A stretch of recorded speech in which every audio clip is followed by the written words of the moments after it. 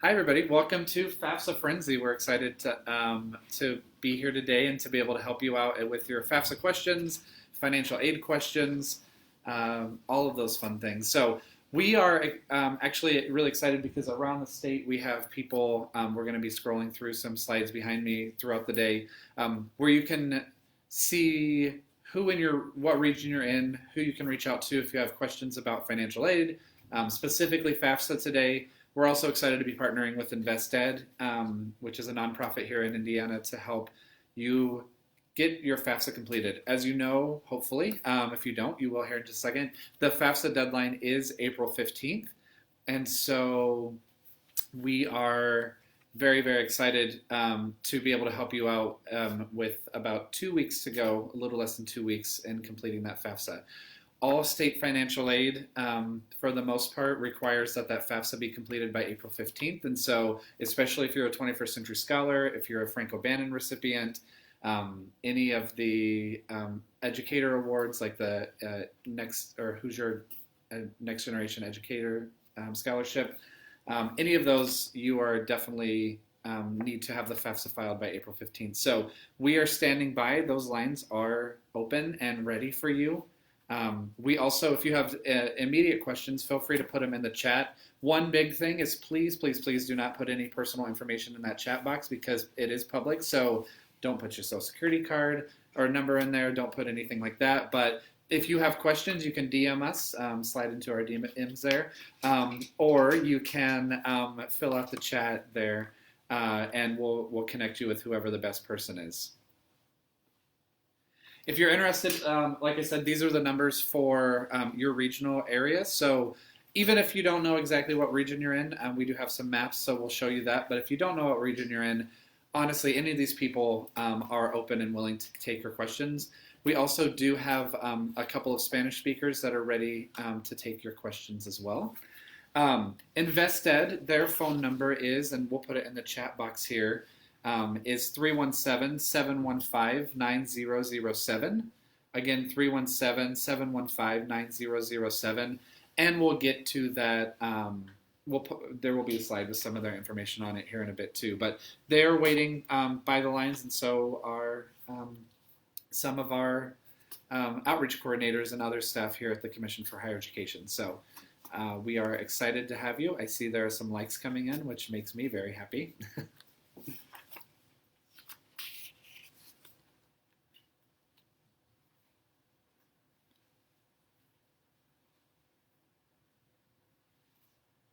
So as you can see, this is the Southwest region. If you are in any of the 17 counties, I think it's 17 that are up there, Posey, Vandenberg, Warwick, Spencer, Perry, all the way up to Owen, Monroe, and Brown, you would be reaching out to that number.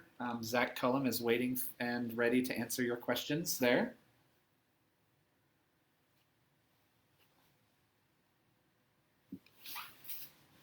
Rachel Meyer says she's ready for you. You'll get her information here in just a second. Look at all those likes. If you are in the East region, and that is Johnson County all the way over to Franklin County and then up to Jay and Blackford County, and all the ones in between, Allie Zamansky is waiting on the phone for you. Her number is 317-617-0249. Next up is the Northeast region. Northeast is all the way up to Steuben County and Elkhart, and then down to Grant County, Grant and Adams on the south side. And that is Dr. Valesh Jones. Her number is 317-617-0237, and she is ready for your questions as well. Northwest region, Lake Porter, LaPorte, St. Joseph, on the north side, and then Fulton, Pulaski, Jasper, and Newton counties on the south side, and then anything that's in between there. I guess it's just Stark is the one I missed, so shout out to Stark County. If you're in any of those areas, 317-617-0362. Fred Jackson is waiting for your calls. I feel like it's a telethon. I love it. InvestEd already has 2 calls. That's great. That's very exciting. West region, Rachel Meyer, she's already commented on this, but She is from Benton and Tippecanoe County. That is a tongue twister. On the north side, all the way down to Sullivan, and then also has, what is that? That one right there, Morgan, and Hendricks on the east side. 317-447-4870. Rachel Meyer, waiting for you. North Central region, so if you're in White, Cass, Miami, Carroll, Howard, Clinton, Tipton, Hamilton, or Boone County, Amy Paraga is there waiting for you at 317-617-0223. Marion County, you are your own county. Jose is waiting for you there at 317-617-0318.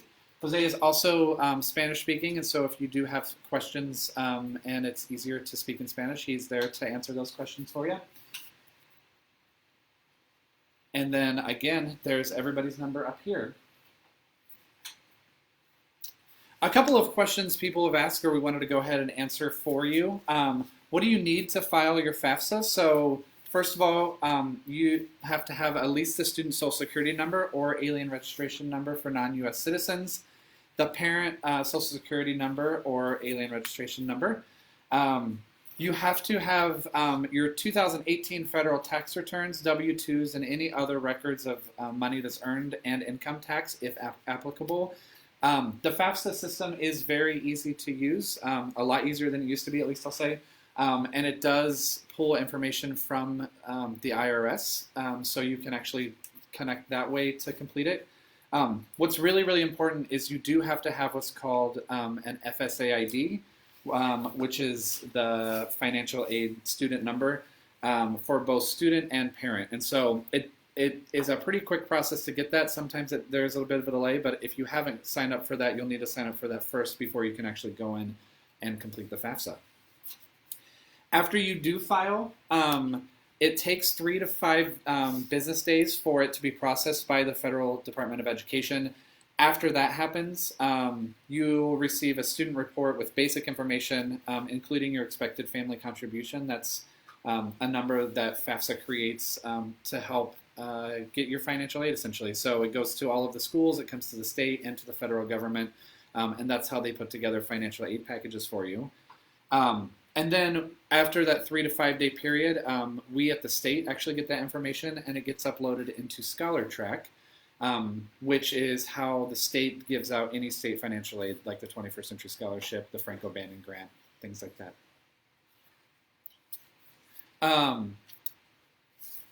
A little bit more about the Fsa Id. Oh, right here. Man, that was perfect timing.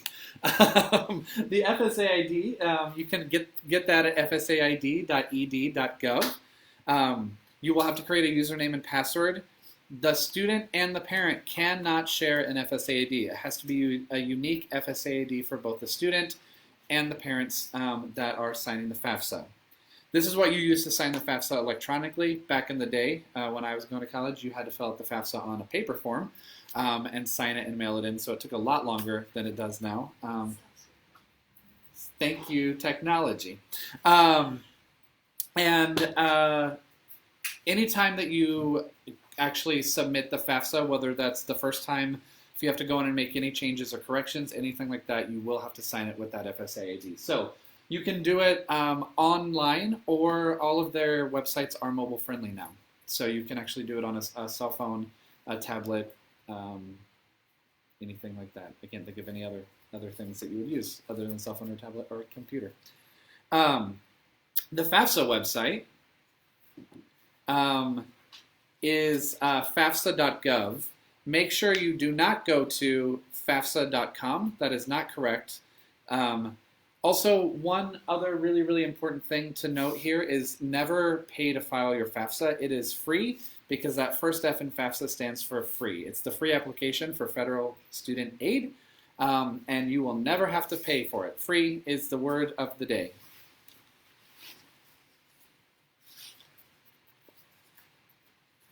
A couple other things to note here.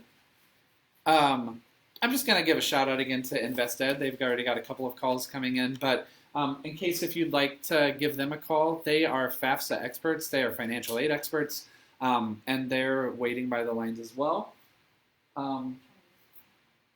Their number is 317-715-9007.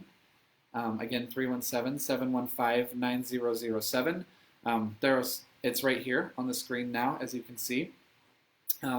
Invested, that little Ed's kind of hard to see there, but it is Invested.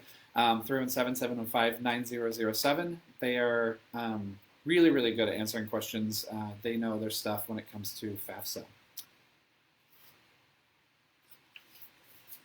A couple of other fun FAFSA points. So when you're filing the FAFSA, there are a couple of questions about dependency versus independent status. There are a few reasons why you might file as an independent student versus as a dependent student. Generally, if you are under the age of 24, you are considered a dependent student, and you're filing the FAFSA with your parents or legal guardians on there. And by legal guardians, I mean parents specifically. But it is, as an independent student, anyone born before January 1st, 1997 would be considered independent, versus anyone born after January 1st, 1997 is considered dependent. Dependent, a couple of other, I guess we'll go through dependency status here since it's up on the screen. There are some questions about it. If you're not married, you're a dependent student.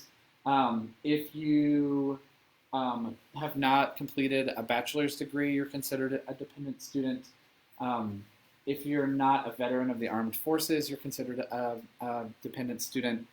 Some reasons that you might be independent, I'm not sure if we have a slide for this, but some reasons that you might be independent are, like I said, if you were born before January 1st, 1997, so December 31st, 1996, or before that.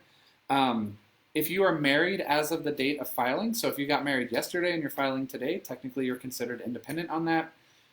If you have children who receive more than half of their support from you, or at any time since the age of 13 you were in foster care or were a ward of the state, you're emancipated as an emancipated minor, you're in an official legal guardianship. That means it has to have court documentation for that.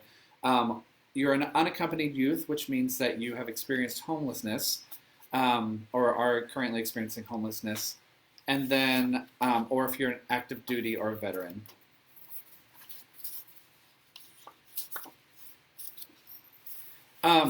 Another thing about, we talked a little bit about when you're filing the FAFSA, the data retrieval tool. And that is in conjunction with the IRS. So again, data retrieval tool up there. This is for if a person didn't file their taxes, they're not going to be able to use it. But it's for anybody who has filed their taxes. The IRS is linked to the FAFSA, and so you can request the information from the IRS to be directly input into the FAFSA. Sometimes, most of the time it works, but every so often it doesn't. So sometimes you might find some issues with it. Here are a few reasons why it might not be working. So the first one is if the person who's trying to receive the data from the IRS did not file taxes, obviously they can't pull that information if it's not in the system. If the person was married after December 31st of 2018, that's specifically like if they've had a name change or something like that, it may not match up. If the person filed their taxes as a non-citizen, if they filed as head of household or they were married but filing separately, or if they didn't enter a valid Social Security number or just had all zeros. Those are kind of the most common reasons. Every so often it doesn't work. Most of the time it does work, and it does make it super easy for people. But definitely feel free to try that. If it doesn't work, there are definitely ways to get around it. One of the biggest things when filing FAFSA is put as much information as possible in and submit as much information as possible. We can always go back and make any corrections or edits, but we have to receive that by April 15th, or you have to submit by April 15th. We receive it a few days after that. If you need help in Spanish, you can, so necesitas ayuda en español, llame al 317 dos, tres, dos, uno, cero, siete, dos. It's a little hard to read on there, so we'll type that in the we'll type it in the box here as well.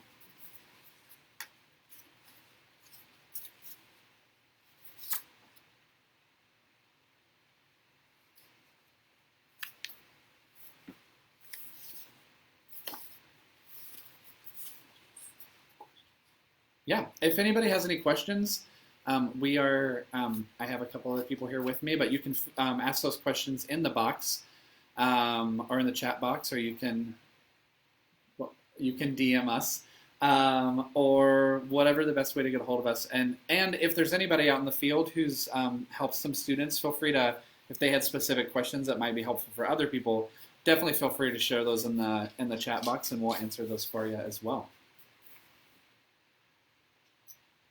Again, make sure if you're filing your FAFSA, you're going to fafsa.gov. That is the only place that has the FAFSA available, fafsa.gov.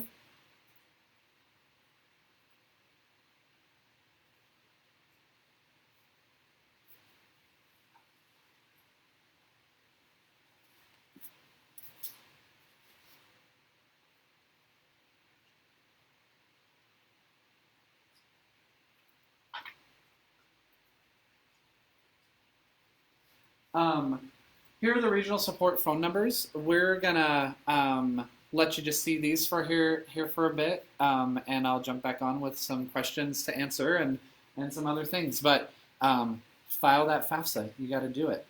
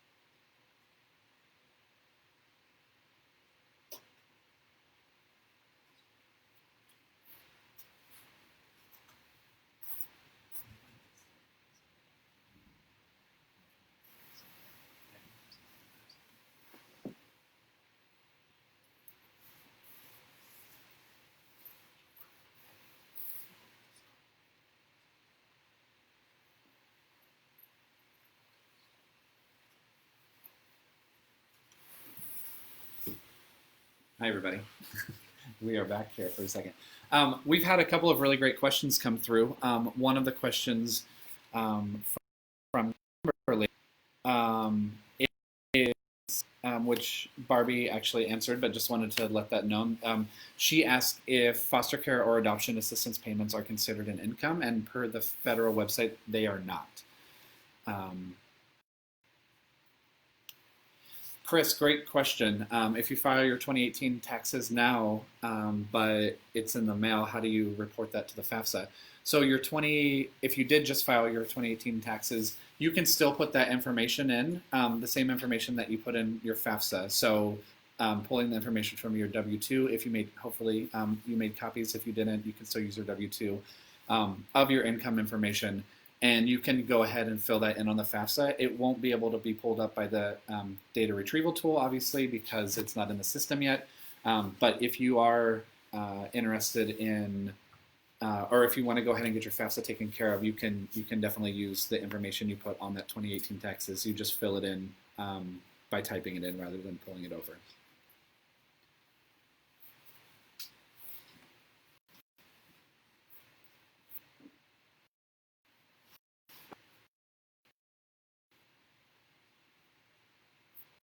Just going to give a shout out to InvestEd again. I'm going to have their number memorized by the end of this. It is 317-715-9007. If you can't tell, I'm on a rolling chair, so it's good to jump in and out here. But again, 317-715-9007. They are there to answer your calls or your outreach, regional support outreach coordinators in any of these regions. Again, if you need assistance in Spanish, Marion County does speak Spanish. Jose does, and then also Greg is waiting by the phone on the line we gave a little bit earlier, but we'll throw that back up here in just a second.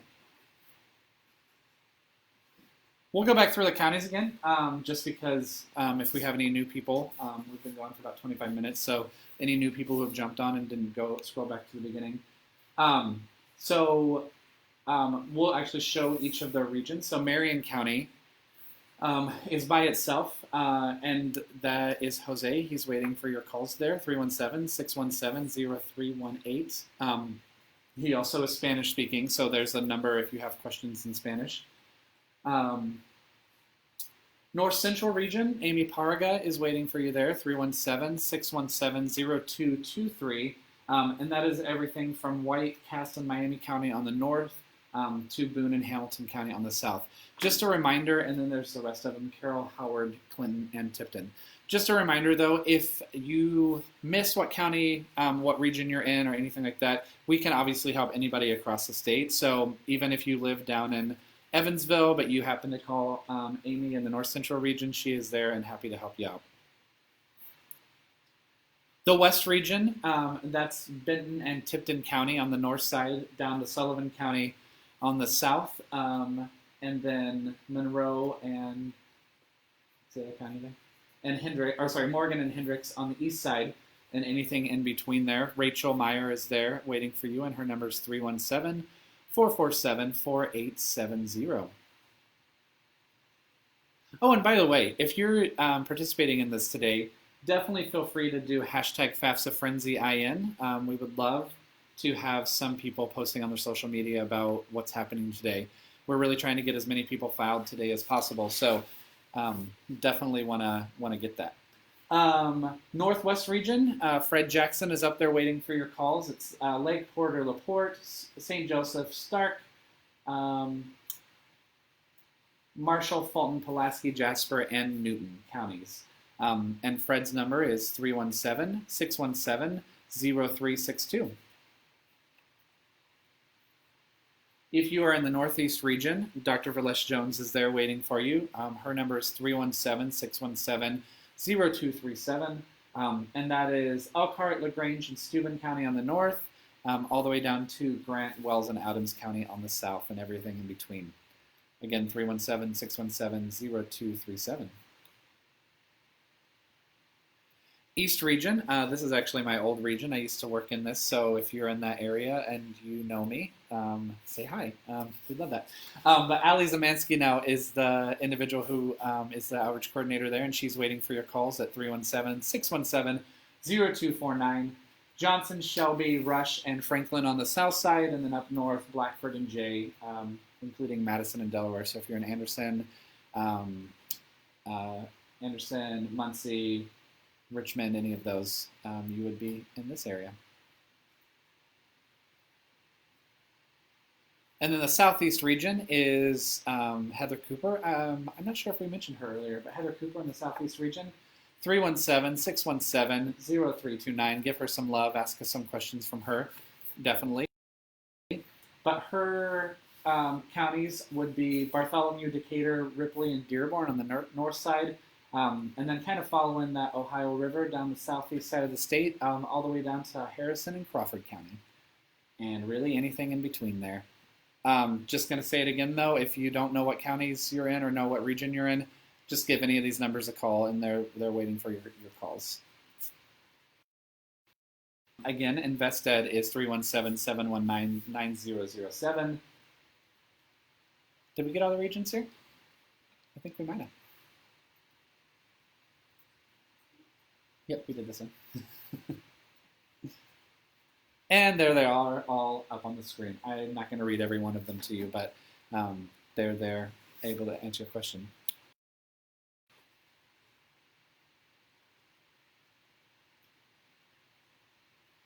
There is one question here. If my student is a high school senior in the fall, will my deadline be in 2021 or this year? So that's a great question. I'm assuming they're starting their senior year in the fall. So if that's the case, if they're currently a junior going to be a senior next year in the 2020-2021 academic year, your deadline would be April 15th, 2021. Yes, Becca. If they are finishing out their senior year as and graduating early, so if they graduate in fall of 2020, they will need to do the 2020-2021 FAFSA, which is this one. The small difference there is if they are a 21st Century Scholar or a Frank O'Bannon recipient, because they're graduating early, but technically after the April 15th deadline of this year, they do get a waiver, essentially, to be able to file after the deadline. But that's only for seniors who are graduating early in the class of 2021, essentially. So if you're graduating December 2020, you can file later in the year when you know that you're graduating early. We're going to take a pause here, and just the information will be up here on the screen again, but we'll jump back on with to answer some more of your questions here in just a few minutes.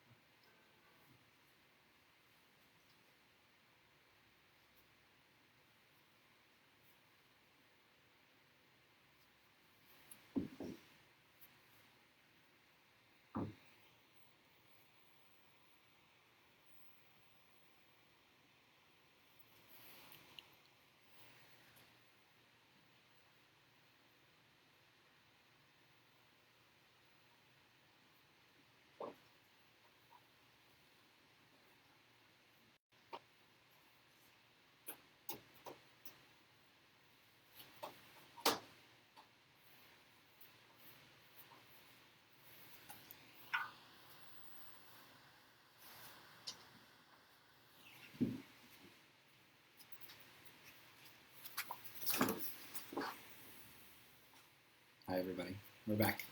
Hope you enjoyed those soothing sounds of piano music. We actually have something very exciting here. We're going to have Bill Wozniak from, I believe that's who's going to be, from InvestEd giving us a call to, here in just a second.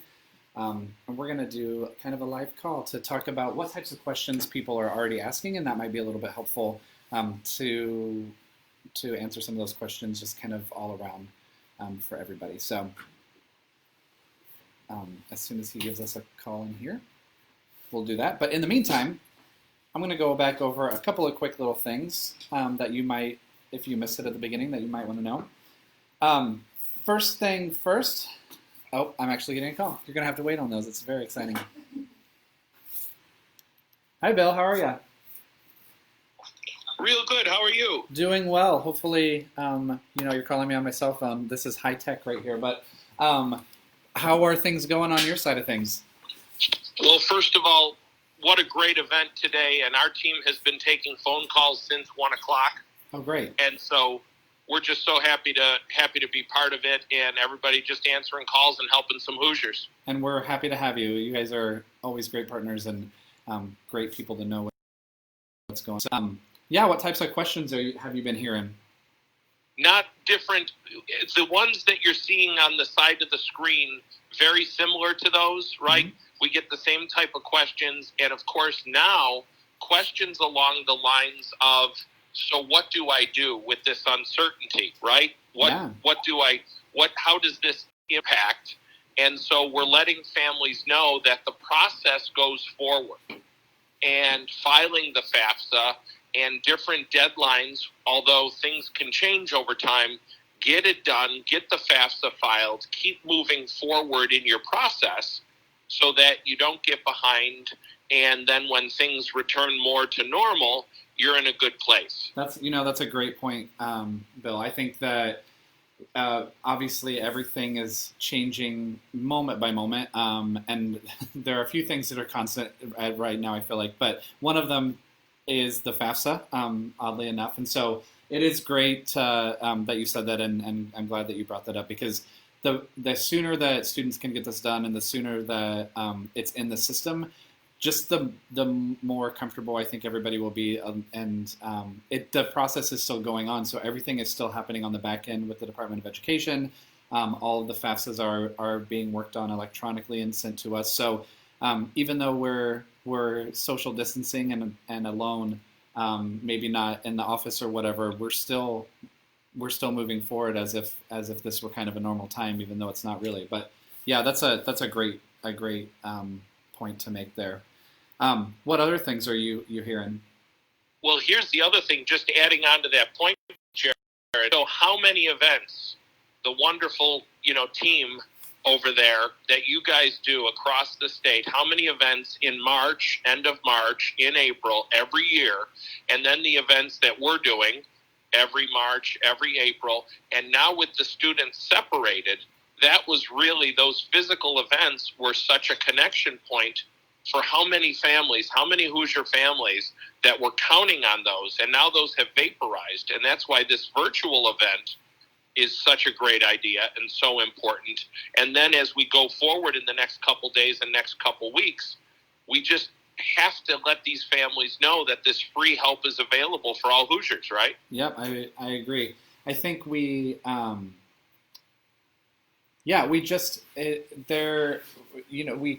wait for the last minute, because there are things happening obviously from October 1st when the FAFSA is able to be filed all the way until April 15th. But we know that that we kind of kick it in a high gear from March and April, and with everything canceling, we want to make sure that we're still offering as many opportunities as possible, and that's why partners like InvestEd are so great, and it's free. It's a free service to use, and why we're doing, we're stepping outside of the box and trying something new, and I think that doing this live Facebook chat is great, doing some other virtual connections, and we even have outreach coordinators, and we have some members on college campuses, AmeriCorps members, that are going to start emailing and calling people and making sure they get it through. So, but we're available, and I think that's the biggest point we want to make here, is that we're here. we want to help. We want to make sure that students are getting this done. The other thing, Jared, that I think is really important, well, I guess two quick things. Number one, your team and the accessibility, even though the world has changed, families can get that FAFSA filed with the technology that exists today. We can get these things done even though it's different than normal. And then I think the other thing that is so important, as families worry about all of a sudden a lost job, all of a sudden income changing, all these types of things that have just changed in the last 30 days. And I think families worry about, is there a grant program? How do I get this information to the college? How does it impact the fall? All these types of things. And I think the important thing is between your team and the help that we give, to try to assist, their experts will help every Hoosier family. These are great questions, and it's a little specific family to family, but we'll all help. And the family doesn't have to be nervous when they're focusing now on a job or income or those really, really critical items. We don't want this to be a stress on top of it. All of us will help them in their specific way, right? Yep. Families need to focus on what's right in front of them and their jobs, and we'll do our jobs, which is helping them. So, that's a great point, Bill. If you had one piece of advice for somebody who's filing FAFSA for the first time, what would that be? If you're nervous at all, don't hesitate to reach out to the help that you have kept pointing out. I always refer to this sort of like me with my car and a mechanic, or me trying to house. I get nervous about work around the house or my car, just like a lot of families reach out to us about the FAFSA and they get nervous. Well, there's experts that are available. And so if a family goes in, they go into the form, no problem, they're good to go. Yeah. And so that's great. But if you're filing the FAFSA for the first time and you have any question at all, you don't ever have to be nervous about getting charged or a fee. The experts will help you. This concierge service that the commission and Learn More and we all provide, everybody's going to be able to get the help. Yeah, that's so true. One thing that will be coming out to current high school seniors who are 21st century scholars, we are sending the paper version of the FAFSA, and they should be hitting soon. And that paper version can almost be scarier looking than the online version. So especially when people start getting those, to be able to send those in, definitely want to reach out to any of our outreach coordinators or to InvestEd at any time. Obviously, our Learn More and our Commission for Higher Education pages and everything, we have somebody running those social media posts, obviously, but also checking several people checking the messages multiple times a day, just making sure that we're answering whatever questions are coming through, for sure. If I may, two quick comments, one sort of lighthearted and one very serious.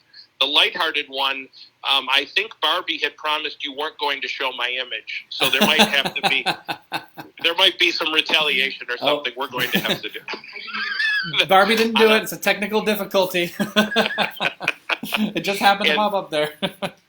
And on a serious note, what a great point you just brought up, where in some cases we're going to have to go the paper, the world, how much the world changes and how much it stays the same. So how many years has your team and us been telling people that now you have that beautiful functionality of the website, of the skip logic within the FAFSA, so that people don't have to see all those questions that exist on paper. Mm-hmm. And now for some folks, they're going to see all those questions, and it's never more important than right now for families to have the expert help, because when people see those 103 questions or so on paper, even though half are not going to have to be answered, it's going to be so intimidating, and so the expert help is even more helpful. I'm so glad you brought that up. Yeah, I kind of a connection story. I'm filling out some paperwork to refinance my house right now, and there's so many questions on there that I don't even understand.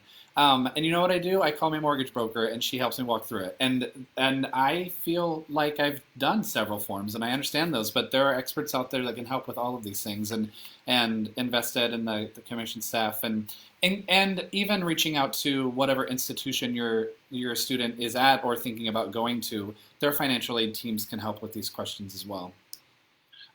Jared, if I may, more calls are coming in. Yeah. We're so happy to get those calls. More calls are coming in, and I just reached out to the team and said, hey, give a couple specifics and two things we can share right now.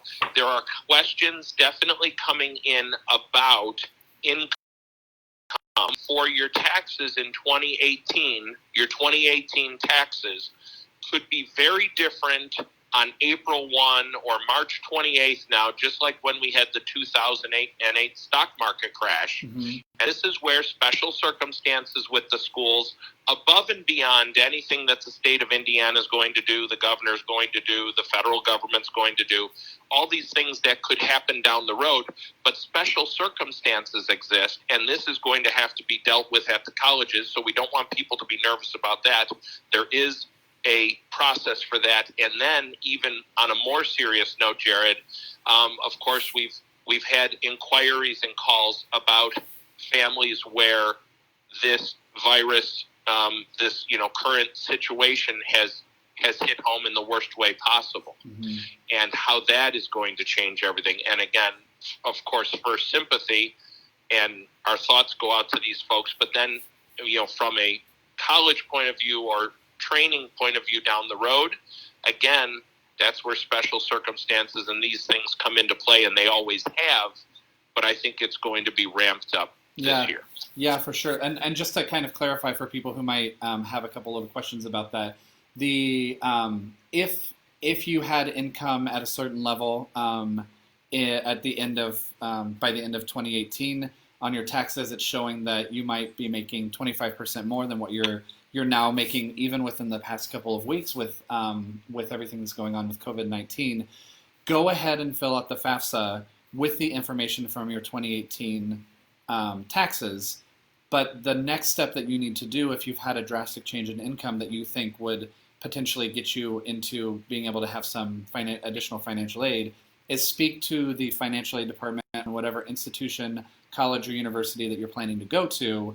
And they can take a look at your case and could potentially put on what's called a special circumstance. And they can actually change some of those numbers to explain, yes, I was making this, but due to specific situation, we can change that.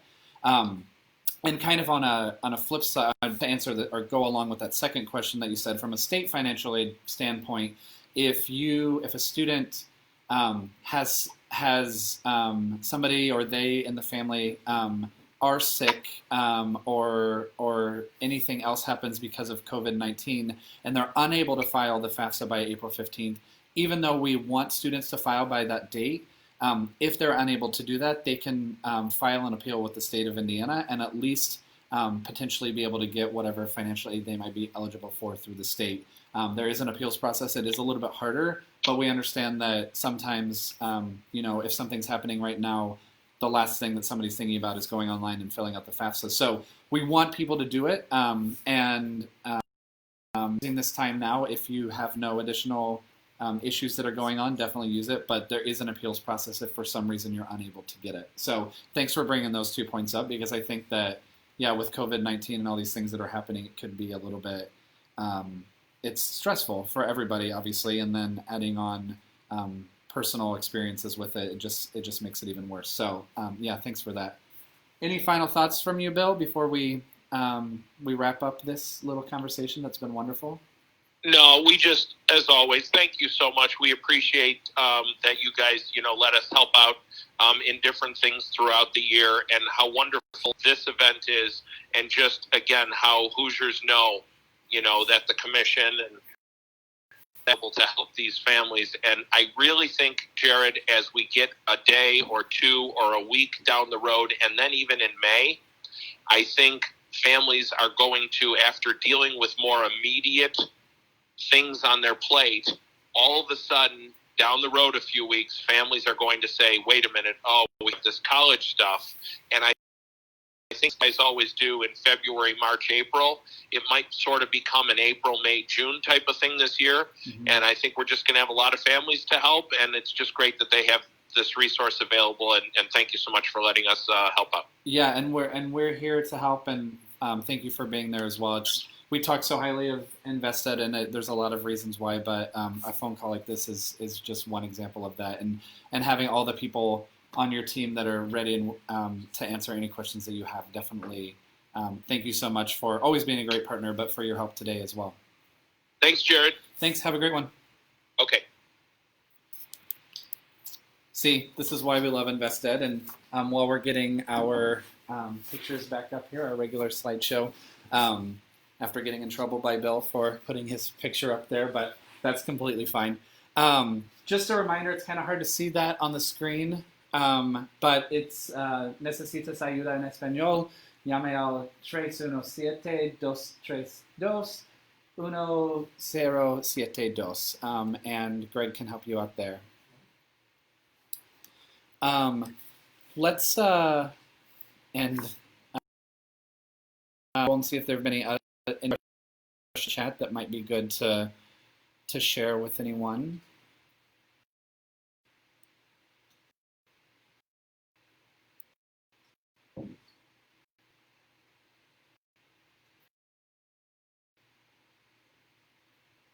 One of a great question is from a grandparent who received legal temporary guardianship of their granddaughter who graduates in this year, 2020. Congratulations to your granddaughter. Does income go to parent? I don't see a spot for the guardian. So if your granddaughter is in a legal guardianship, it won't be listed as the parent. And depending on what type of guardianship it is, your student may be independent. And so it's actually, I would recommend calling, this is one of those situations where I would recommend calling Fsa Id, and they'll be able to answer questions for you specifically. They know so much about those legal guardianships and all of the legalities that come behind that. So just as we were just talking with Bill, definitely give them a call, and they'll be able to answer that question specifically. Because as Bill said, every single situation like that is slightly different, and this is one of those things where it's good to talk to an individual who can listen to your case and make sure that they're telling you the right information.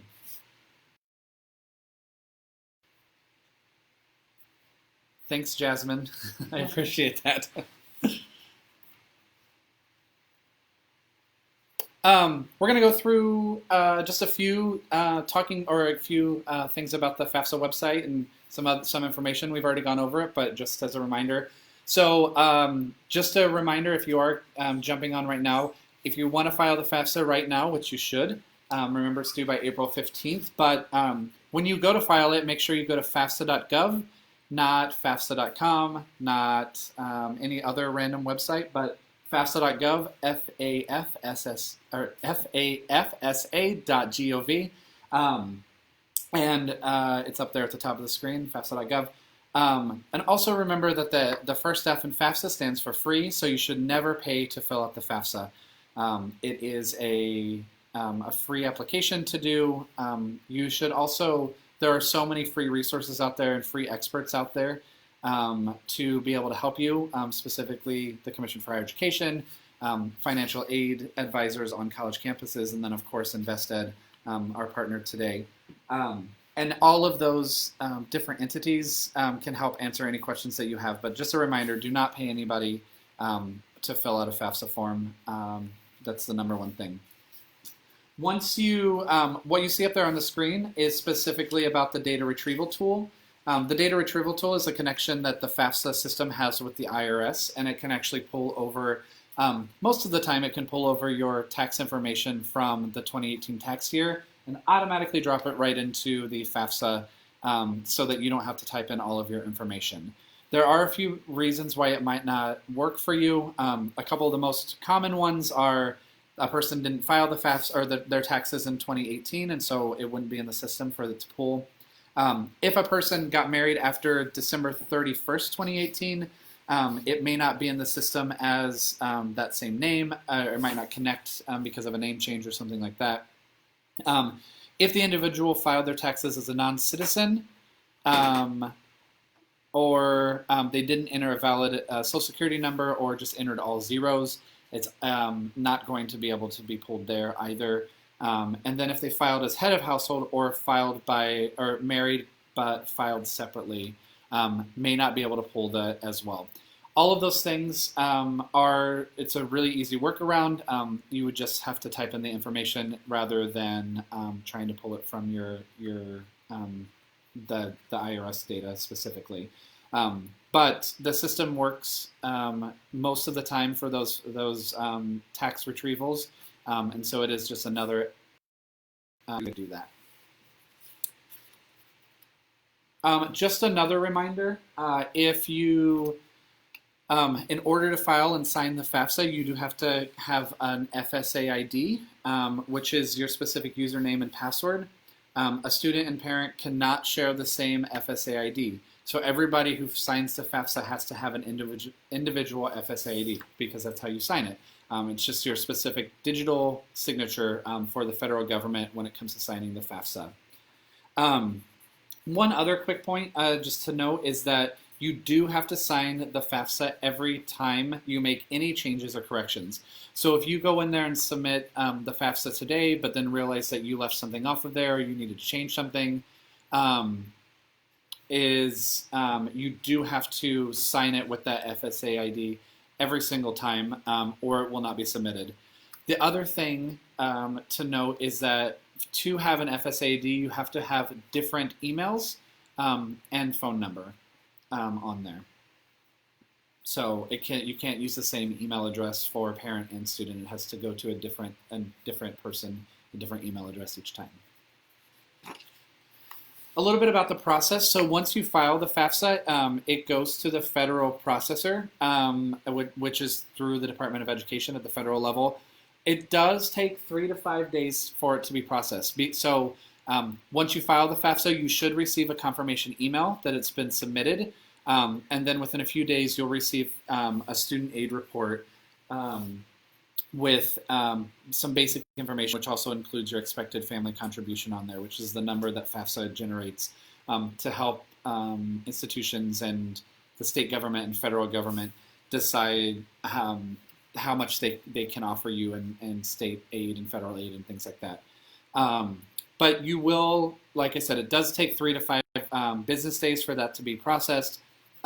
Once that is processed, the federal government sends the state of Indiana, the Commission for Higher Education, the FAFSA information, and that gets uploaded into our ScholarTrack system. So even though you filed today, you may not see it in the ScholarTrack system for about a week, just because it does take a little bit of time for it to hit our system. But once it does hit our system, we are able to use that information and begin creating state financial aid information. In addition to that, whatever colleges you put on the FAFSA, utilizing their specific college number while you're doing that, they will receive your information as well, and that's how they start creating your financial aid packets. And at least a general idea of what type of financial aid you might have. Here are the phone numbers of the regional outreach coordinators out there. Feel free, of course, there are lots of different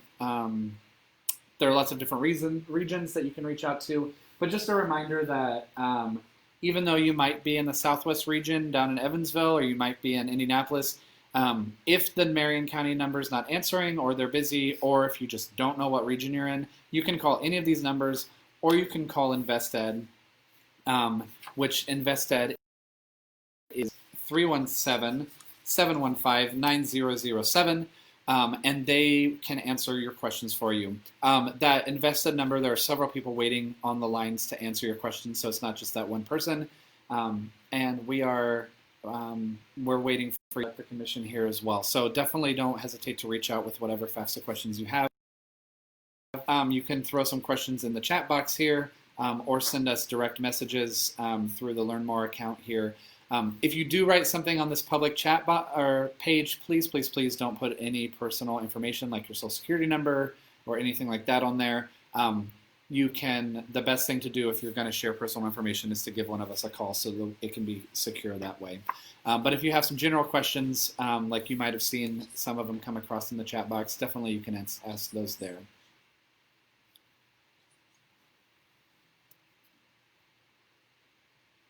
Someone said the question about the emails for the ID was confusing.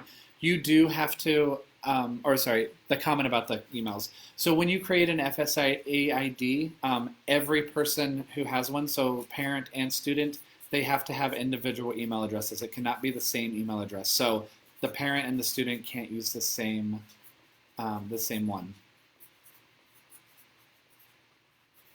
And we're going to take a quick break here, and then when we come back, actually, we're going to have Jose, our Central Region Outreach Coordinator, who's going to speak a little bit in Spanish to give some pointers there. So.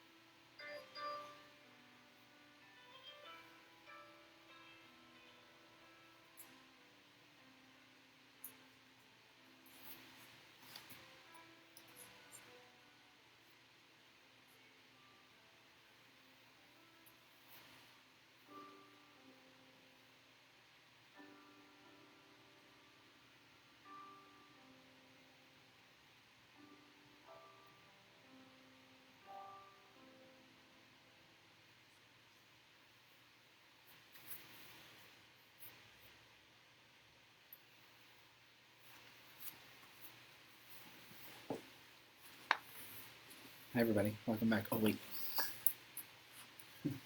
I'll put my cards just in case.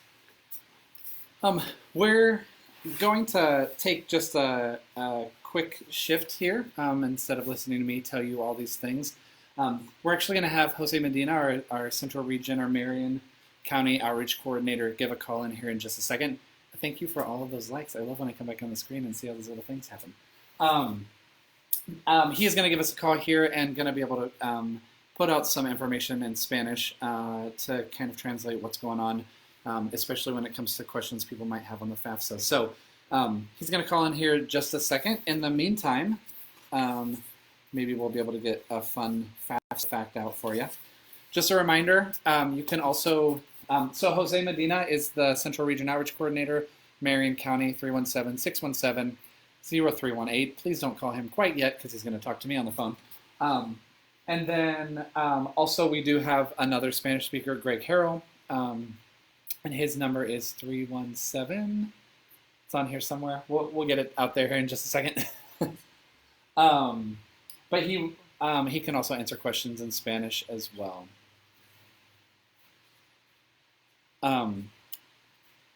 And just a reminder, definitely feel free to continue calling InvestEd. Their number is 317-715. It's pinned there at the bottom as a pinned comment, but 317-715-9007, and they can answer questions. If you have questions in Spanish in the next few minutes, feel free to call Greg Harrell at 317-232-1072.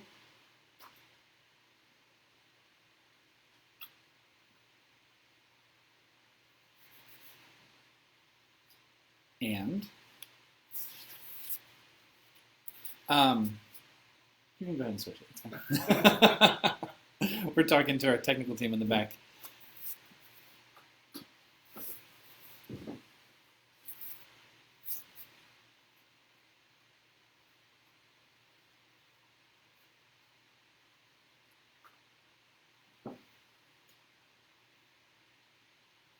Jose Medina, that's who we're waiting on here.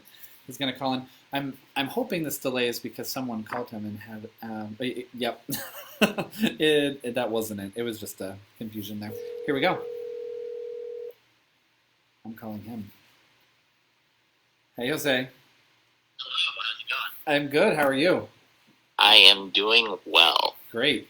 Well, thanks for calling in. I know we've been given a lot of information here in English, and there might be some people who are watching this now or might want to watch this later that would like the information in Spanish. So I'm not really sure how to do this. I'll just let you go ahead and talk. I'll listen to you, and with my limited Spanish, hopefully we'll know what's going on and can ask you some questions. But feel free to share whatever you want. Just a reminder, Jose Medina is the Central Region Outreach Coordinator, 317-617-0318. You can give him a call after we're done with this phone call, and he's happy to answer your questions in Spanish. So go ahead, Jose. Sí, hola, buenas tardes a todos los estudiantes y padres que están con nosotros ahorita, que necesitan ayuda llenando la FAFSA. Entonces, sé de que Jared les dio mi número de teléfono celular, pero también les quiero dar, sé de que este número de Greg Harrell también está ofrecido, de que también pueden hablar de ayuda en español para llenar la FAFSA.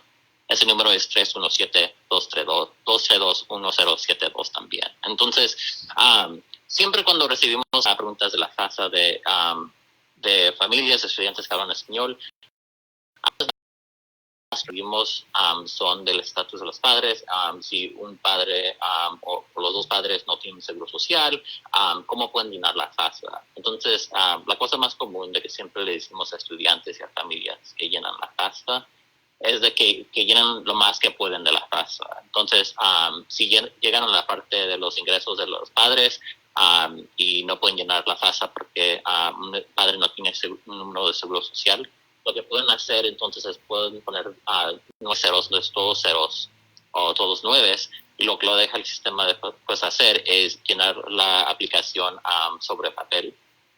Entonces lo que van a hacer es lo que tienen que mandar por correo a un domicilio en Kentucky o también en otro estado en el oeste. A ese tiempo lo que va el gobierno federal y las escuelas donde mandan la FAFSA, el colegio o las universidades, les va a decir de que manden comprobantes de sus ingresos del año antes de 2018 si están llenando la FAFSA para el año escolar que sigue. Eso lo pueden hacer, se llama verificación. Es cuando colegios y universidades quieren ver cuántos ingresos, cuánto dinero hicieron ustedes para ver cuánto dinero le pueden dar al estudiante.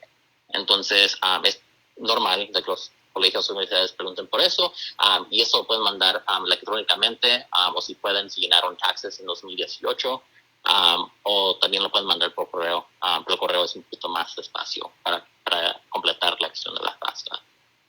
Otras preguntas comunes que nosotros recibimos también son de estudiantes si ellos tienen DACA o no tienen seguro social ellos aquí en los Estados Unidos. Lo que pueden hacer en ese momento también, si un estudiante tiene un número de DACA, pueden llenar la FAFSA usando ese número de seguro social que recibieron con la DACA. Nada más ponen ese número en vez del seguro social y pueden llenar la FAFSA. Aquí en el estado de Indiana, estudiantes de DACA no pueden recibir ayuda financiera del estado, pero pueden recibir otro tipo de ayuda financiera del colegio o universidad, dependiendo colegio o universidad ellos van a ir a atender. Entonces, siempre le decimos a estudiantes en estos casos de que contactan específicamente a esos colegios o universidades y a las oficinas de ayuda financiera, porque ellos tienen esas, cualquier pregunta que ustedes tienen, ellos las pueden contestar a las mejores, porque diferentes colegios y universidades tienen diferentes tiempos de becas, de ayuda financiera de la colegio o universidad, ellos pueden ofrecer a estudiantes. Cada escuela es diferente, especialmente si un colegio o universidad es privado, ellos tienen un poquito más, son más libres para ofrecer diferentes programas de ayuda financiera. También quiero hablar bien rápido aquí en Indiana. Hay muchos recursos y organizaciones de que les pueden ayudar.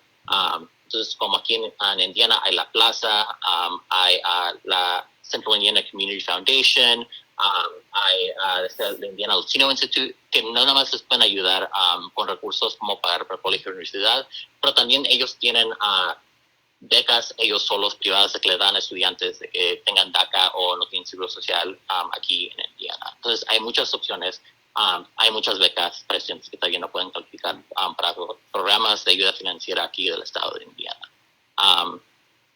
Otra vez lo quiero decir, si necesitan ayuda específicamente para padres padres o estudiantes o familias que se sienten más cómodos hablando en español, pues pueden hablar a mí, a José Medina, aunque no vivan aquí en el condado de Marion, a 317-617-0318, y también le pueden hablar a Greg Harrell, aunque es mi compañero, él habla también muy bien español.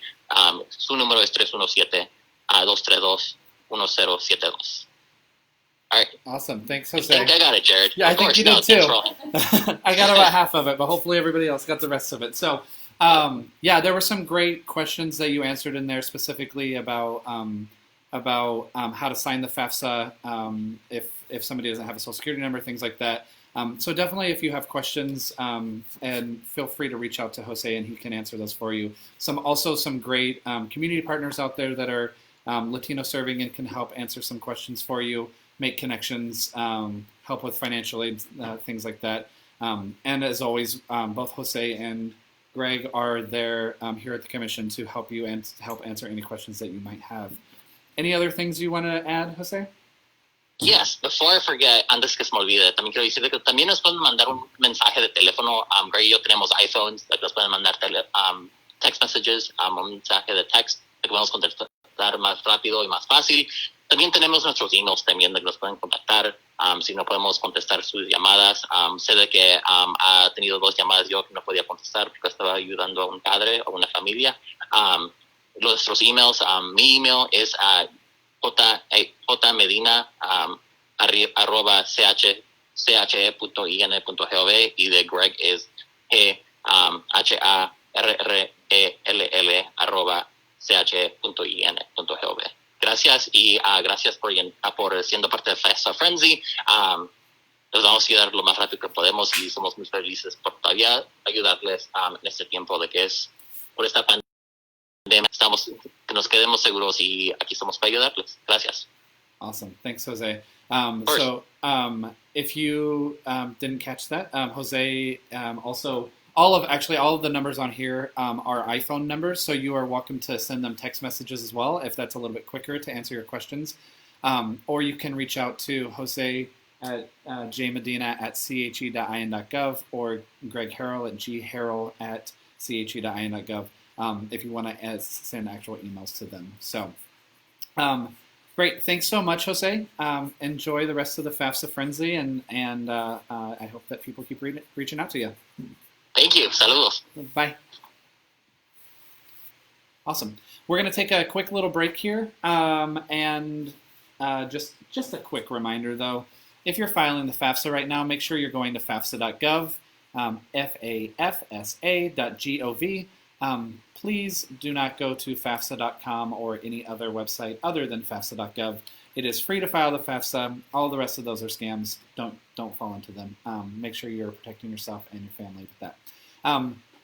With that said, we're going to take a quick break here so that I can get a glass of water, and we can just chat on the side chat if you have any questions.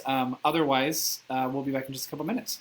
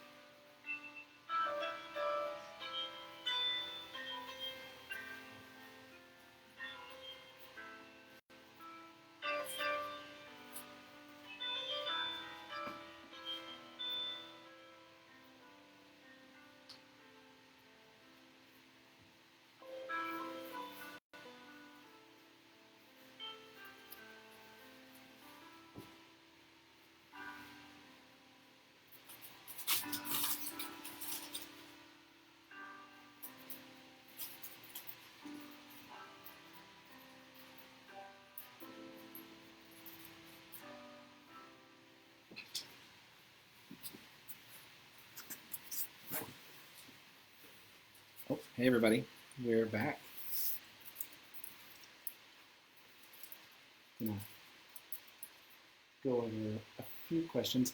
Rachel's actually on the phone with somebody at the moment, but as soon as she's done with that, she's going to give me a call, which is fine. We can have her picture up there. I'm just going to talk to you for a few minutes while she's helping out that student, which is great.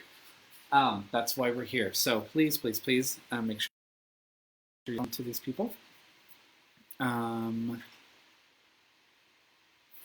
Okay, so just a quick reminder, if you have questions, you are welcome to reach out to Northwest Region, Northeast Region, North Central Region, West Region, any of these people to answer your questions. All of their numbers are up on there, and Jose actually just, he gave a really good point that when he was talking that feel free to, if you have a quick question, you're welcome to text these numbers as well. They're all iPhones, so it's through iMessage if you have an iPhone, or just text. They can answer questions that way as well. Or feel free to give them a call. They're standing by waiting for your questions right now. One other thing about these individuals is the 8 of them up on the screen right now are our outreach coordinators, and they do this for a living. This is what their job is, and so feel free to call them anytime. Obviously, they're standing by right now until about 3 o'clock or a little bit after if you have questions then. But feel free to give them a call at any time during work hours on Monday through Friday from, I'd say, 8 to 5:30 or so, and hopefully they'll be able to answer your questions as well. And again, if you try one of these numbers and it doesn't work, feel free to give another one of them a call because they might be on a call with another student or family.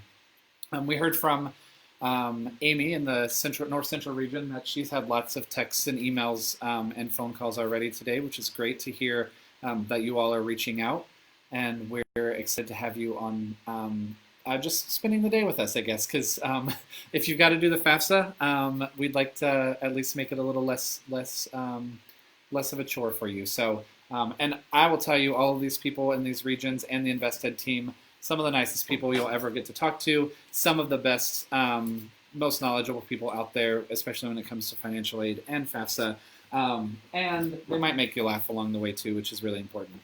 Also, if you are watching this and you want to tag Learn More Indiana or tag or hashtag anything, use the hashtag FafsaFrenzyIN to post about what a great time you're having watching us on screen and having our phone calls. So I'm not sure if we've had any to go ahead and answer, but I'm just going to give that reminder that I keep giving. If you are filing the FAFSA, please, please, please make sure that you are filing at fafsa.gov, fafsa.gov.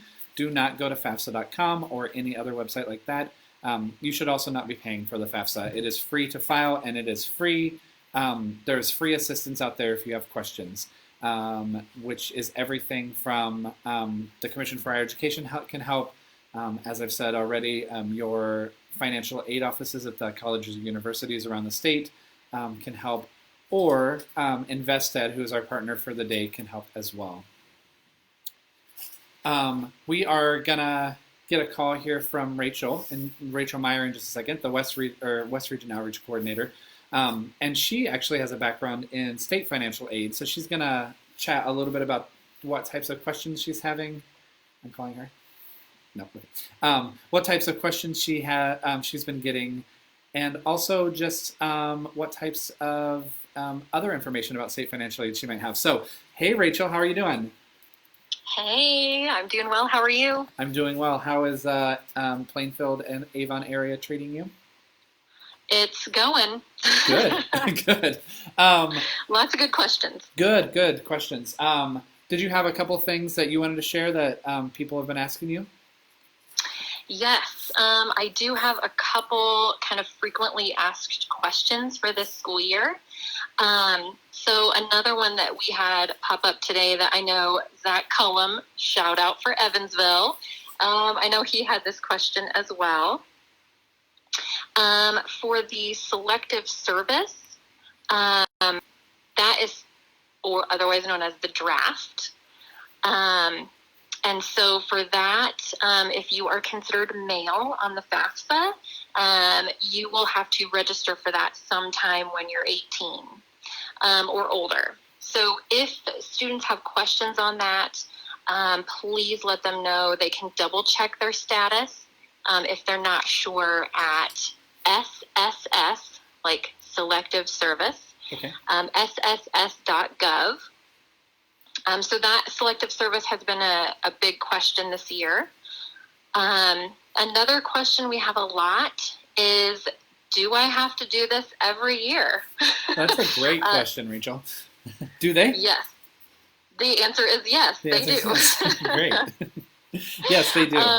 Every year that you want to receive financial aid, you need to file the FAFSA.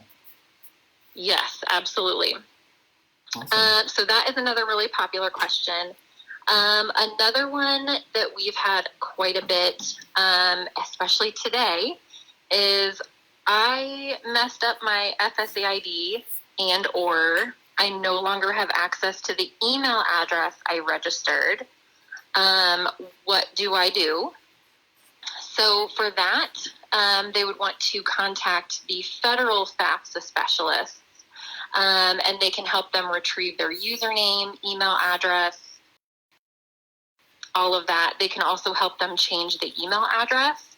If a parent used a work email and they no longer work there, that kind of thing. Great.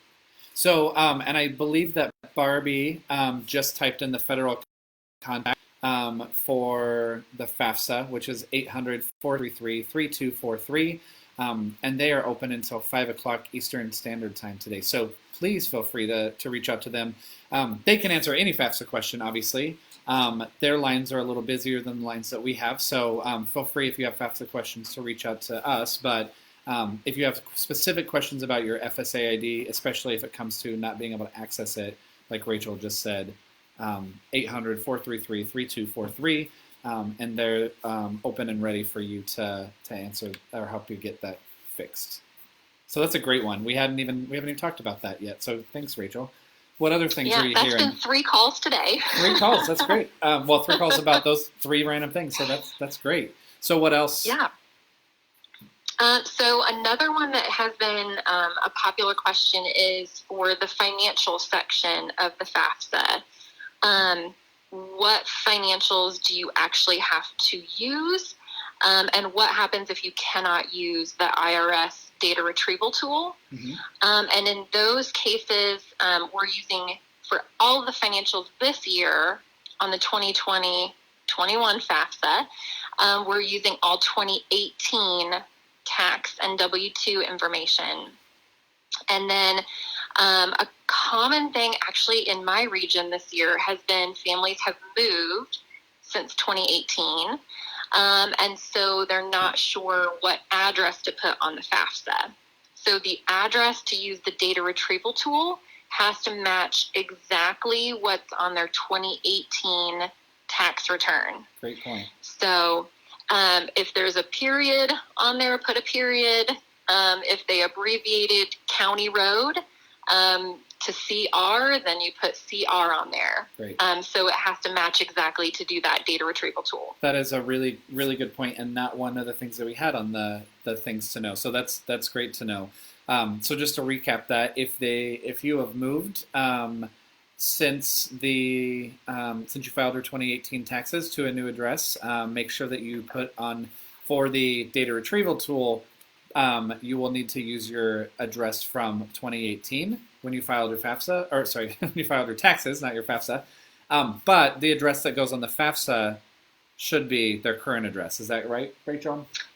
Correct. Great. Mm-hmm. So you might have to put 2 different addresses on there, one from where you lived in 2018, but for the FAFSA form itself, it needs to be your current address. That's a great one. Yeah. So one of the weird little things that FAFSA does. Yep. This is when different agencies, because the IRS is its own agency, obviously different than the Department of Education, and so when different agencies are getting together and working, we have to work with within those couple of different systems. So yeah, that's a really, really good point. To everybody out there, if you have issues with your FSA ID, feel free to contact 800-433-3243, and they can answer those questions to help get your FSA ID back up and running if you had one before and you're doing it now. Any other thoughts or things that you've heard that you want to share with the folks? Yeah, I just have a couple more that have popped up in my region. So another one that's actually very popular is, oh my gosh, what if I mess up? Yeah. The great news is when you do your FAFSA, no one's bleeding, no one's dying. So you can't mess it up super bad. We can always help you with that. The financial aid office at the college you will attend can help change anything on your FAFSA, and we will accept it at the state. So always work with them as kind of your first line of defense for changing anything. You can also work with our partners at InvestEd. They're amazing at helping get things changed, updated correctly, especially with the finances when it gets kind of in the weeds with 529 plans and assets and different things. Definitely reach out to the FAFSA experts for that so you can make sure everything is correct. Great. And just to recap that, if there are corrections or changes that need to be made on the FAFSA, you can make those corrections or changes at any time. The one thing you can't do is file after April 15th for it to still be accepted at the state. So very important, you can make those changes after that April 15th initial submission, but you do need to have it submitted by April 15th. That is the state deadline if you want any state financial aid. And the sooner you get it in, the better it is for other financial aid opportunities as well. So just wanted to put that little caveat in there, Rachel. But yeah, definitely if you have changes or anything like that, reach out to us, to InvestEd, or your financial aid office on your college campus, and they can help make those changes, definitely. Yeah, you can never mess it up so bad that we can't fix it. There are no Fafsa emergencies. The only emergency is that you need to get it in by April 15th, and still not an emergency yet because we still got a little under 2 weeks. So but no Fafsa emergencies, but we definitely need to get it in, and after you get it in, we can make any changes that need to happen. And it sounded like you might have had one more thing there. I did. I have one more kind of FAQ that we've had a lot this year, and especially now with some families having furloughed parents or, small businesses that might have had to close, and that is, what if our finances have changed significantly versus in 2018? Yep.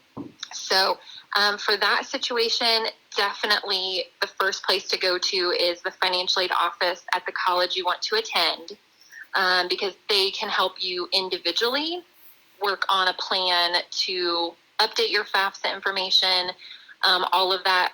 I will mention you do need to submit your FAFSA before you go to the financial aid office, because what they'll do is they'll actually update those finances to help you with that. So again, we know things can change in 2 years, and especially if there's a pandemic or something that happens. So again, no reason to panic. You'll just want to contact the financial aid office at the college you want to go to after you do your FAFSA. Yes, and file the FAFSA with the information from your 2018 taxes first, and then your financial aid office, if they can look into your case and see if it makes sense to make any adjustments. That's really important. And, in this time of really, there's a lot of uncertainty happening right now. Obviously, we're in this weird virtual age where we're trying to be socially distanced from people and everything's happening. And we know that there are going to be a lot of economic impacts, including people being furloughed or losing their jobs or whatever. And so if that is happening to your family, please reach out to us, and we can help you make sure you get the FAFSA filed on time, and then we'll walk you through the steps that you need to go through in order, if you need to make any adjustments on the FAFSA later. So, but such a great point, and it's something that I think is going to continue coming up over the next couple of weeks and months, and even throughout the rest of the year, I think, because we're still right in the midst of this. So, Well, hey, Rachel, thanks for giving us a call. You are always so knowledgeable about these things, and it's great to have somebody level-headed and able to talk through them. And you brought up some great points that we hadn't even thought of yet. So thanks so much for that. Any closing thoughts or remarks? Well, you're welcome. Always good to virtually see everybody. So please reach out. We are happy to help you guys. So obviously, we're a huge team. Well, not huge, but if one of us doesn't know the answer, we will for sure find somebody who does. So don't be afraid to ask questions because we're here to help. Great. Thanks, Rachel. Enjoy the rest of your FAFSA frenzy, and here's everybody's number, and we'll talk to you later, Rachel. Thanks. Bye. That Rachel Meyer. She's a good one. Here are the numbers of all of our outreach coordinators up here. Feel free to reach out to any of these individuals, and they can help answer questions. Again, feel free to, my head's in the way of the East region and Northeast region there. Feel free to, how about that? Yeah. To reach out to them, text them, call them. They are sitting by their phones right now waiting for you to help you with your FAFSA. Just a reminder, if you are doing your FAFSA today and you have any issues, you can't put certain numbers into it, you can definitely go ahead and complete as much of it as you can, but you should still be able to submit it without a few things. We do need at least an initial submission by April 15th to be eligible. We can make corrections on the other side. Corrections are, you can make corrections at any time, and we will help walk you through that as well. But definitely call these people or InvestEd at 317-715-9007. Again, InvestEd is out there waiting for your calls, and they are some of our FAFSA FAFSA experts as well. The two biggest things, just to make a clarifying thing about when you're filing the FAFSA, the two biggest things that must be correct are your date of birth and your social security number, both of students specifically, but also for anybody else signing it. And you do have to sign and submit it. So just because you put the information in there doesn't mean that it's going to be fully submitted until you sign it with that Fsa Id. So we're going to take a quick break here, and we will come back and probably be close to wrapping up our FAFSA frenzy. But we're not done yet. There's still lots of time left to file the FAFSA. We have 11 days until April 15th. So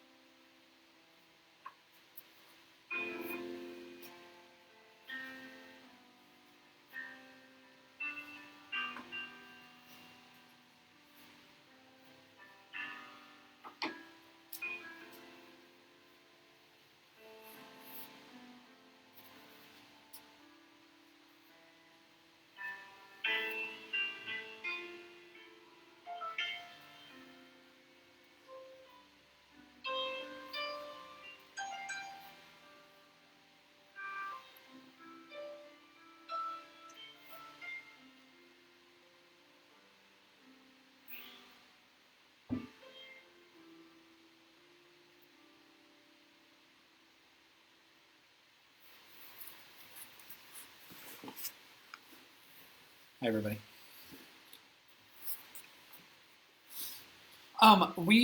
So as we are doing this, obviously this is FAFSA Frenzy, and we want to go over a lot of different things um, that are specific to FAFSA. But one thing that we really wanted to bring up is there are obviously a lot of things happening right now with COVID-19, coronavirus, whatever you want to call it. And we wanted to share some good points that are going to be helpful for you, especially if you have questions as a high school senior, if you're a 21st century scholar that you have questions about, or just a college student or somebody who's looking for additional education. We do have a resource page on our Learn More Indiana website. It's learnmoreindiana.org/COVID-19, where there's a lot of questions on there that are helpful for you to know the answers to.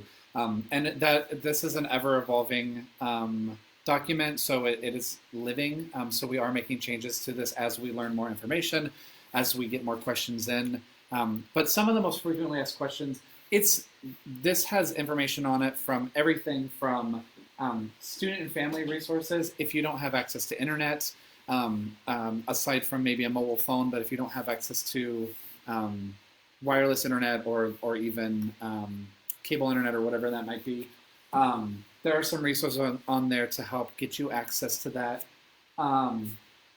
If you're a current college student or even a current high school student, and you don't have access to a computer anymore because you were using ones on your college campus or whatever, there are some resources on what you can do there. For that one specifically, if you're in college, definitely talk to your dean of students or your ombudsperson or student advocate, whatever that role might be on your campus. And they can connect you with the right people who can help get you a laptop or get you some place to be able to access internet.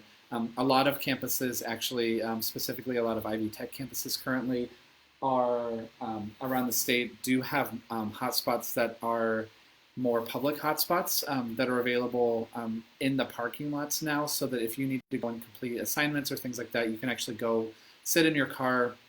If you have a laptop, sit in your car and utilize the internet there to be able to submit assignments or whatever you need. So there are a lot of great resources on this page. Information about transportation, information about what's happening from the commission side of things when it comes to FAFSA completion and credit hour completion and lots of other things. So definitely, if you have any questions, specifically those questions that are being spurred by COVID-19, go to learnmoreindiana.org/COVID-19, and they'll be able to help you.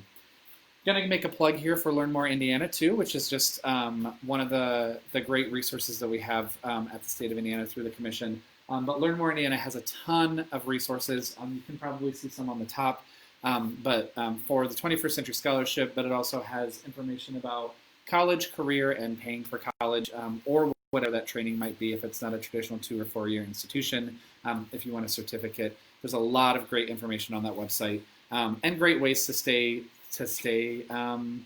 busy and engaged during this time. There's a lot of great fun activities to do on there too. Again, InvestEd's number 317-715-9007. They're waiting to answer your calls, and they can patch in or answer any questions that you might have about the FAFSA. If you have state financial aid questions, feel free to give us at the commission a call as well. And here are those numbers. So again, these are each of the regional outreach coordinators. I've said it several times in this past couple hours, but if you can't get a hold of one of these individuals, or you don't know what region you might be in, definitely feel free to call any of these, text any of these individuals, and they'll be able to help you out. They are on the lines here for the next little bit of time, and ready and waiting for those questions. But if you can't get to it today, they are available Monday through Friday during regular business hours, 8 to 5:30 or so. And like I said, they can answer questions via text or phone call or email as well.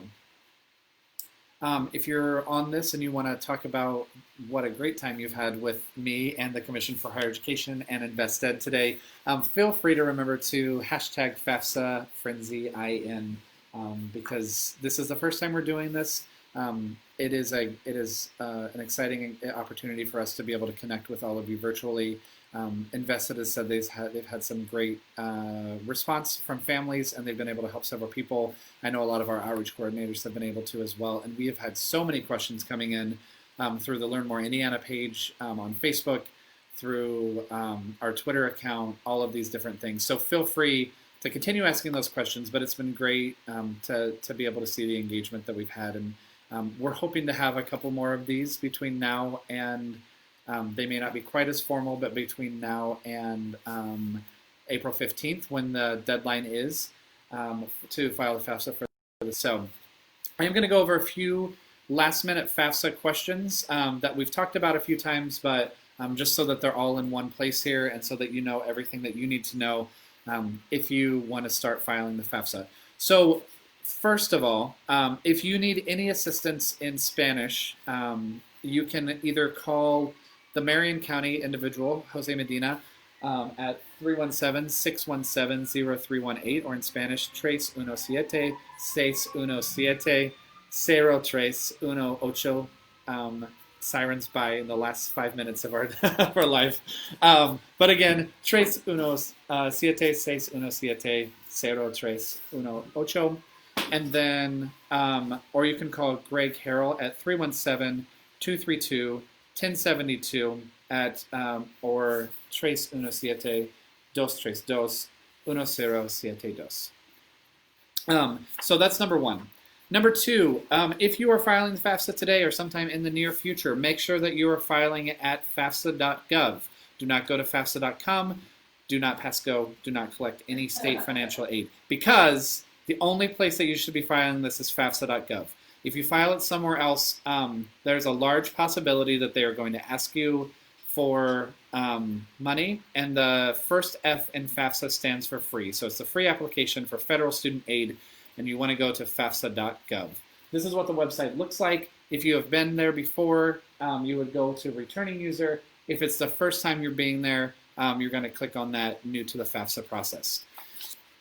Make sure the first thing that you have to do in filing the FAFSA is create an Fsa Id, or a digital signature, essentially, is what the Fsa Id is. You have to do that for anybody at all who is a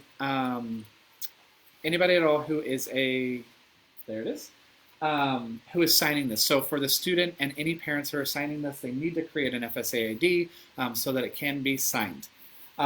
This is created by, you create a username and a password, and then you have to, one of the biggest things is it has to be a different email address for every individual who has an Fsa Id. So parent, you cannot use the same email address for yourself as you do for your student, which we know a lot of times parents want their information to be sent to the parent. Obviously, we understand that, but for the FAFSA system, it has to be an individual number.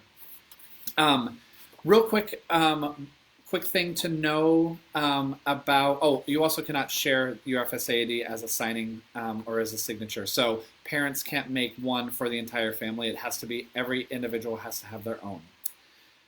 One quick thing to note, if you are filing the FAFSA, there is a thing within the FAFSA called the IRS Data Retrieval tool.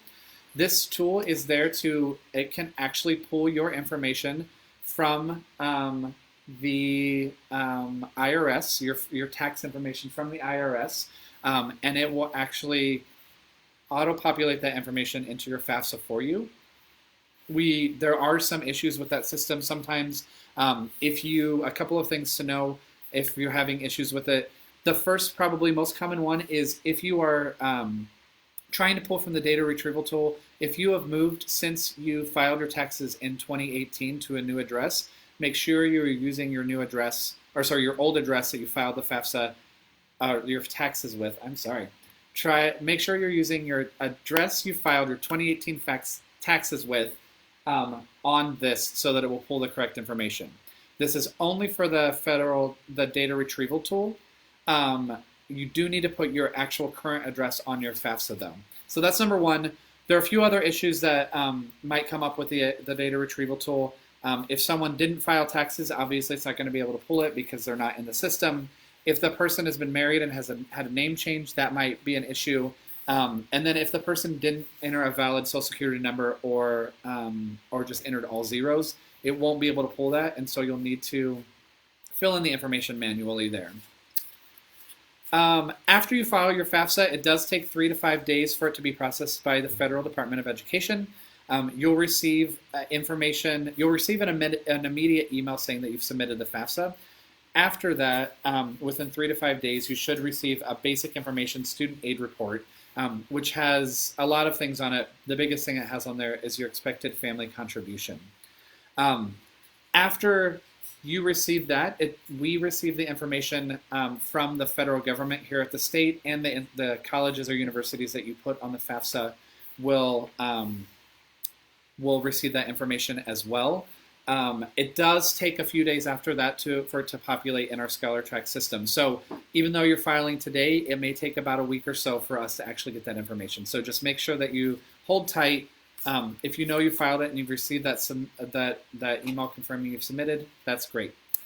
I think that's everything that you need to know. Make sure you have your social security number, your parent's social security number, and 2018 tax returns, W-2s, all of those things. And the last thing I want to say is just a reminder, these are the numbers of all of our outreach coordinators, or feel free to reach out to InvestEd, which is their lines as well. Their number is 317-715-9007. We are here to help you. That is the point of this. That's why we want this to be here. Your FAFSA is due by April 15th to be eligible for state financial aid. So make sure that you get that in by April 15th. The biggest thing is make sure that you at least get your date of birth, your name, and your social security number correct on that and submit it to us. We can make any corrections after that, but you have to have at least those 3 things submitted to us by April 15th.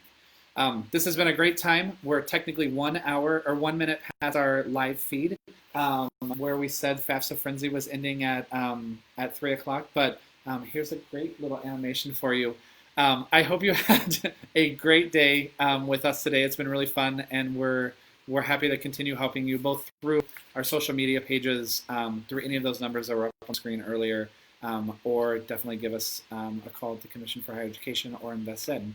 Thanks so much, everybody, and enjoy the rest of your day. Happy FAFSA filing season.